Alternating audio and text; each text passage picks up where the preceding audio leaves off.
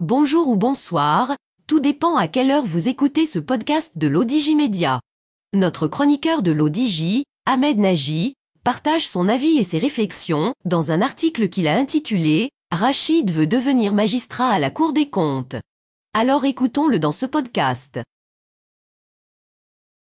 L'auteur commence son article ainsi. Je viens de découvrir ma véritable vocation, le scribouillard. Je vais devenir magistrat à la Cour des comptes.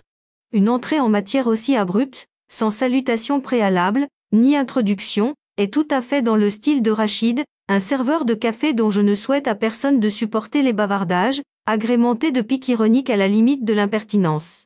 Mais il s'est vite fait excuser, en me déposant une tasse de café bien corsée avant même que je n'en passe commande. Un jour, je vais lui demander plutôt du thé, juste pour le plaisir de le voir embêté. Tu as dû trop forcer sur la bouteille, hier soir, vieux pirate. Tu t'es imaginé en magistrat à la Cour des comptes alors que tu n'as même pas achevé tes études secondaires. Le gros rouge est peut-être bon marché, mais il va t'esquinter les méninges. Tu me sous-estimes toujours, le scribouillard, pourtant j'ai toutes les qualités requises pour devenir magistrat à la Cour des comptes. Ah bon? Et quelles sont-elles?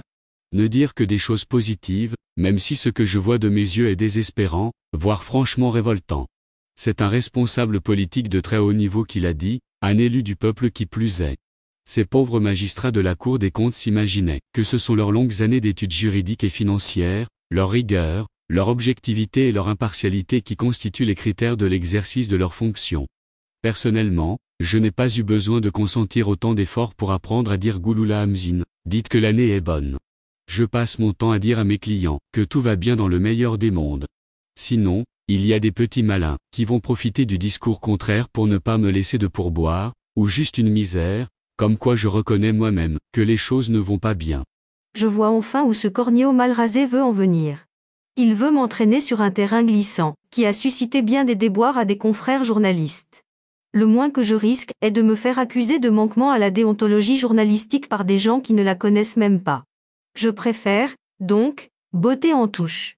Il faut savoir toujours positiver, en effet, mon cher ami. Le verre n'est pas seulement à moitié vide, il est également à moitié plein. L'auteur poursuit ainsi. Le vieux saligot arbore un large sourire, enlaidi par une dentition à donner des frayeurs à un vampire, tire une chaise pour s'asseoir à ma table et allume une cigarette. Alors, comme ça, je suis ton cher ami. Maintenant? Sacré journaleux, vous vous sentez ennuyé dès qu'il question de critique envers les puissants. Toi aussi tu ferais un bon magistrat à la Cour des comptes. Bois ta tasse de café encore à moitié pleine, elle risque de refroidir. Je n'allais quand même pas laisser ce malotru se moquer de moi. Ton attitude négative est sûrement la source de tous tes malheurs, vieux raté. Le haut responsable politique dont tu parles a seulement dit que les magistrats de la Cour des comptes ne doivent pas s'inspirer de ton exemple et mettre également en valeur les réalisations de l'exécutif.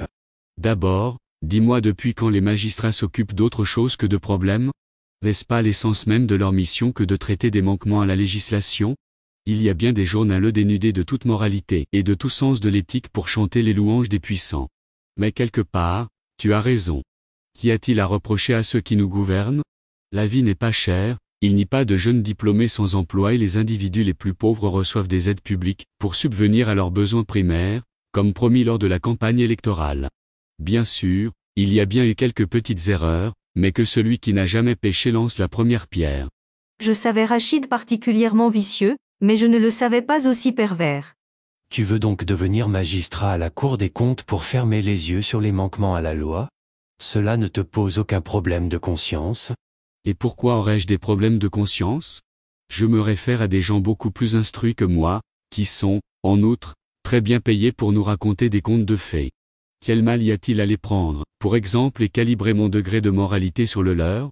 Tiens, par exemple, j'ai demandé à l'imam de mon quartier s'il était permis d'immoler un mouton importé d'Espagne à l'occasion de l'Aïd al-Adha. Il est meilleur marché que le mouton marocain, sauf qu'il n'a pas de cornes. Il m'a répondu qu'il suffit de l'amener à la mosquée pour lui faire prononcer la shahada, profession de foi du musulman, et son immolation devient alors conforme aux règles de la charia.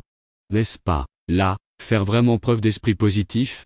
Rachid, je te le dis en ami, continue à blasphémer de la sorte et tu iras rôtir dans les flammes de la géhenne. J'y serai, Alors, en très bonne compagnie, avec le Gotha des fraudeurs fiscaux et autres émetteurs de chèques en bois. Je pose le prix de la consommation sur la table, et je m'empresse de décamper sans dire au revoir. Je ris intérieurement, toutefois, à l'image de Rachid servant le café aux âmes damnées, qui vont trouver moins cruels les feux de l'enfer que sa langue de vipère. Rédigé par Ahmed Nagy, élu par l'intelligence artificielle de l'ODJ Media. Merci d'avoir écouté ce podcast de l'ODJ Media, ce bouquet de supports numériques, portail, magazine mensuel connecté, web radio et web TV. N'oubliez pas de télécharger notre application l'ODJ Mobile sur Play Store et de vous abonner à notre chaîne YouTube l'ODJ TV. Vous pouvez, aussi, nous suivre sur nos réseaux sociaux, Instagram, Facebook, TikTok, LinkedIn et Twitter. Ou encore, vous inscrire sur notre newsletter quotidienne à partir du portail l'odj.ma. Alors, on se dit au prochain podcast de nos chroniqueurs de l'ODJ. Et à très bientôt, si et seulement si vous le voulez bien.